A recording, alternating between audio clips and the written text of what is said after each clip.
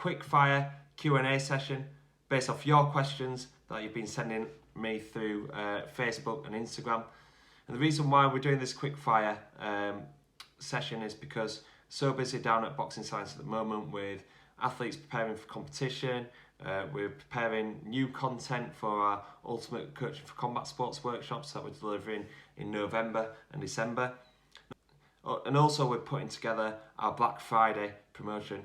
What we do every year is pay what you want, and we managed to put together some great content, some programs out there as well. It's definitely one to look out for, and Black Friday is only just a month away. I can't believe how fast the year goes. But before we get into this episode, I'd like to ask you a quick favour and just click the subscribe button. Over the last few weeks, we've been putting up regular episodes every Wednesday. We've seen a big increase in our subscribers over the last few weeks. So that suggests to me that we're doing something right and we're putting up some good content, and we're going to be continuing to do this. So make sure you don't miss out on an episode of Boxing Science TV. Click the subscribe button and enjoy this episode.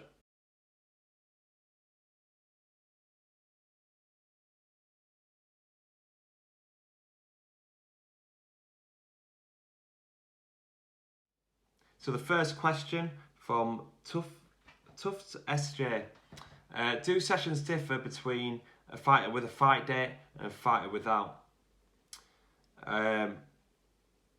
Yeah, it does, but it always depends on the situation. There's a lot of fighters that we work with that will come into the gym whether they've got a fight date or not, but they're always anticipating, being about 8 weeks, 10 weeks out. It's not like they're ever planning to be like, right, we're going to start training camp and I'm going to be fighting in 6 months' time. So one of our training philosophies is always to stay ready. If we know that a boxer's got a bit of a break, we'd maybe suggest doing something different from our running sessions, from heavy lifting as well. We'd look to kind of work on different physiological adaptations without taxing the body too much, because we know that a training camp can take its toll on the body, and if you're doing big training camp after big training camp, that's affecting your longevity in the sport. So we look to try and implement different things. So instead of running, we might go on the watt bike, we might encourage doing swimming. Instead of big heavy lifting, we might do some mobility work. But more often than not, our fighters are like, they come in and they've got about 10 or 12 weeks to get ready. Now the training does differ when they're like closer to a fight, because they got more intense boxing training, more intense sparring, and our strength and conditioning methods have to adapt around that. So we work to, when they're not doing heavy sparring or anything like that, we do look to push them a little bit further. We pick out our sessions that might be a little bit more taxing on them, because you can afford to them to be a little bit fatigued in their boxing sessions. But when it gets to sparring, everything they're learning into practice, we've got to make sure that that's the number one priority. So we kind of lessen our training loads, picking different training exercises that might not be as physically demanding on them. So that's how it differs. It's a very vague answer that I've given you, but it always depends on the individual and the individual situation. Right, one from Striking Fitness Function. Best exercises to build speed in punches. I did a episode the other week, top 5 strength and conditioning exercises for boxing. I will leave a link in the description, and they're my top 5 exercises. However, let's say from a specific standpoint, let's say we're looking at punch specific exercises. I like the landmine punch because you can really load and the trajectory of it coming back down, you can really load up through that back leg. So really working on them backhand shots. So for a punch specific exercise, I'll pick the landmine punch. Medicine ball punches as well, a little bit lighter, a little bit faster as well. You can work on like body shots, so you dip down and throw in straight body shots, and then banded shadow box as well. So they're my like kind of top 3 punch specific exercises. Okay, next question is from Aidan Rogers. What is the best way to peak for a fight? I covered this in a Boxing Science TV episode. Again, I'll leave the link in the description below. But with taper strategies, the top and bottom of it is like, it's not just the week of the fight. You have to approach your taper phase around about 3 or 4 weeks out.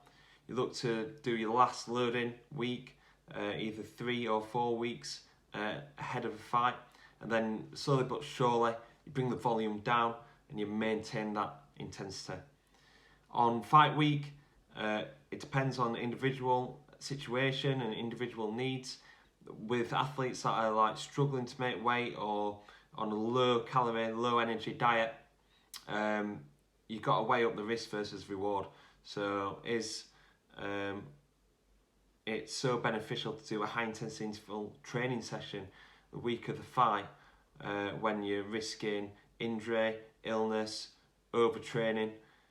You've got to weigh them options up. If you've got an athlete that's good at the weight and is not too restricted in their diet, you can do something like a Tabata session, which is 20 seconds on, 10 seconds off. Do a couple of sets of 6 reps on that, and then 10-second sprints as well. We found that to be really beneficial. In terms of lifting, heavy lifting or explosive lifting, your loaded sessions should finish around about 10 days out from competition, and then on fight week you're working at really light loads, mobility, activation work, doing some jumps and some medicine ball work as well on fight week. And then for leading up to competition with professionals, I normally say 2 or 3 days off before fight night. Right, and that leads perfectly into our next question from Emmett Brennan, who's asked, do you do tapers midway through the camp or deloads? Yeah, we do deload weeks. This is really important because after 3 weeks of progressively overloading our athletes, they need that time to rest and gain those physical adaptations. And I'll tell you what, after 3 weeks, they know when it's going to be deload week. And there's a few different ways that we can do that in terms of strength and your running conditioning. In terms of strength, we can change the reps and sets. So let's say on trap bar deadlift, they're doing 3 reps and 5 sets at 90% 1 rep max.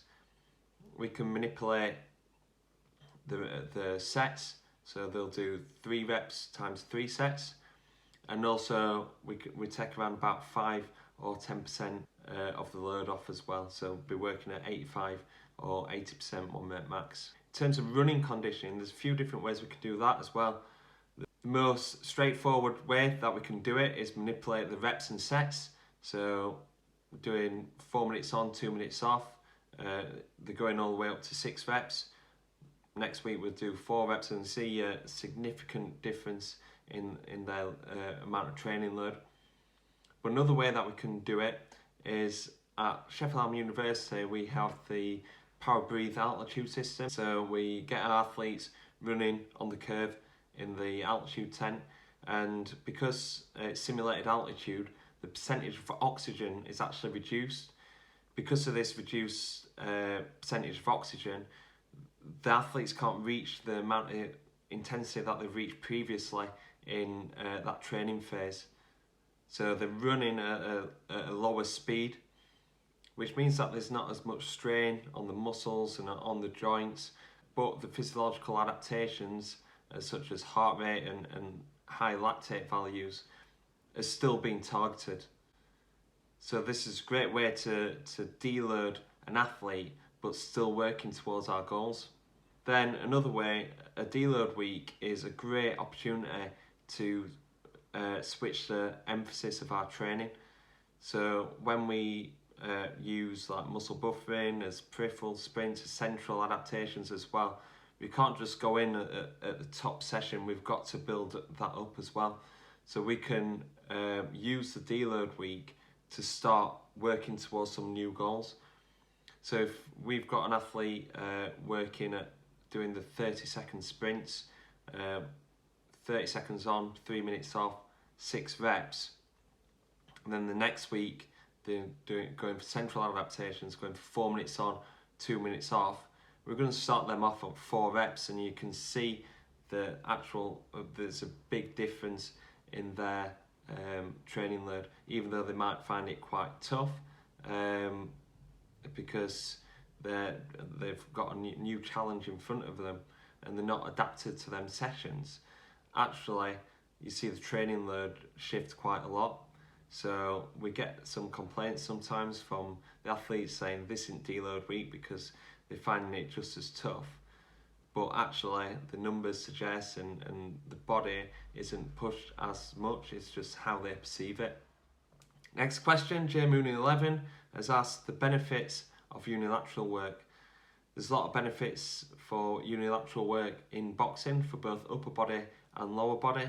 If you think about how a boxer stands for the majority of their training in the boxing gym and how many hours they spend there in a week, in a month, in the years and years of training that they've been doing.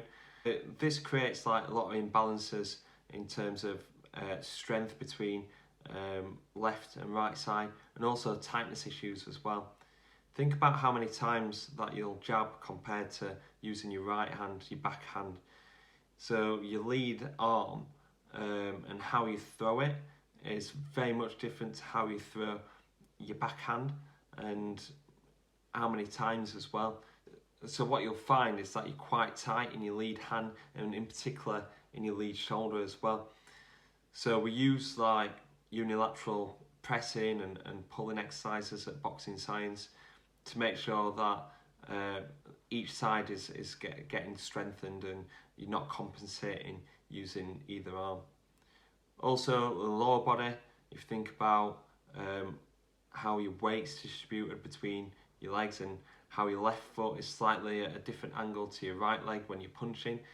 So we use lunges, reverse lunges, to really kind of try and balance the strength and the mobility on both legs.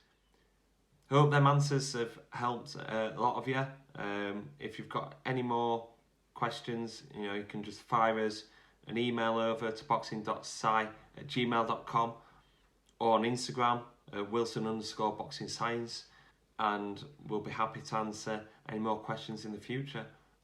Like I said at the start of this video, we'd love you to be a subscriber of Boxing Science TV so you don't miss another episode. There's lots of great content coming up, so stay tuned.